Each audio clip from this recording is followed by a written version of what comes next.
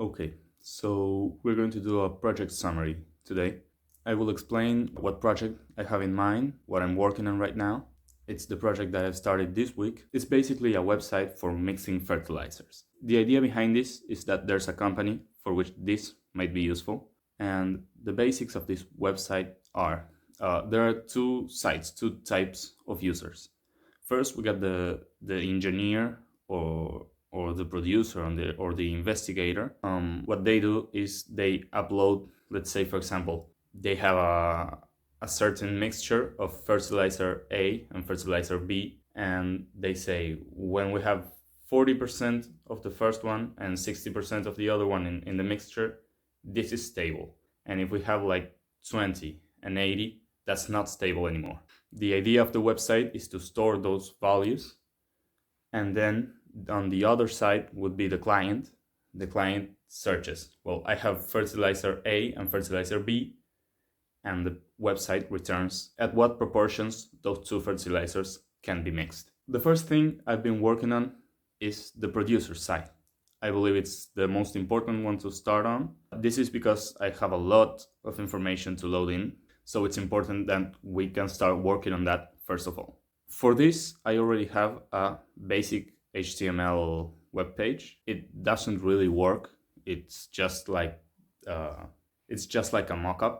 The idea would be to connect this to a database. That's what I've been working on this week. My original idea was to store all the information in a Google Sheets document because I thought that that would be a free and quite accessible way to store the information. It would be online also, so that's very helpful. It turned out I couldn't really store that info, or at least I couldn't find a way to store that info efficiently using Google Sheets. So I had to search for another alternative. The first day, I did precisely that. I searched on Google, searched on YouTube, what different possibilities I had to store this data. I came along an online database called FaunaDB. I don't really know how to pronounce that. The general idea is that it's free as long as you don't store too much information in it. We won't really have a lot of fertilizers, just let's say around 100. So that should be no problem.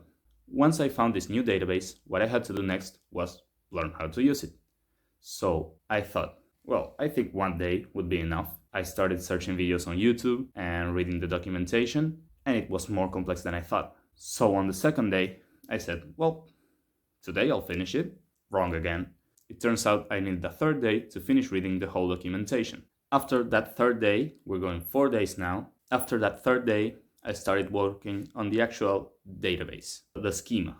Basically what that is just how the information is going to be organized. What I ended up doing was I have a collection of fertilizers, and then I also have another collection of mixture data. The basics is the collection of fertilizers holds the fertilizers themselves, only having their name because that's the only information that we really care about. And the other collection has a pair, which is fertilizer 1, fertilizer 2. Those two identify the pair. Those two identify the mixture itself. And then I have the percentages at which those combinations are stable. This percentage is applied only to the first fertilizer. So if I have a percentage of 40, it means 40% of the first one, 60% of the second one. And then I also have another array of percentages, which indicates where those mixtures are unstable. That was the 5th day, and on the last part of the 5th day and the 6th day, I worked on creating user-defined functions. Basically, this would be the way that I would end up communicating that database to the web page. This creates a standardized way to create, for example, new fertilizers or new mixtures, so there's not really a possibility for mistake. Every time I want to create a new fertilizer, I have to call this function that I created, and it creates it in the exact way that I want it. That's basically what I've been working on this week. Next week, I would like to connect these two parts and start making the page useful, actually usable.